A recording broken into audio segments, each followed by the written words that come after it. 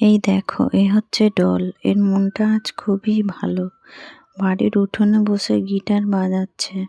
সামনে রয়েছে ব্রেকফাস্টে রয়েছে চাও, ফ্রুট সুন্দরভাবে সাজানো রয়েছে। ওর বামে রয়েছে কিচেন রুম।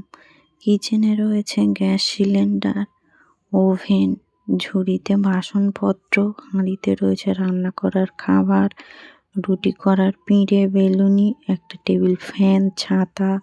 তারপর পুকুরে ঘুরে বেড়াচ্ছে মাছ, কচ্ছপ আর হাঁস। এর পাশে একটি ভ্যান গাড়ি ও কিছু ইকুইপমেন্ট রয়েছে। পিছনে রয়েছে ডলের 3টে ঘর, এখানেও থাকে।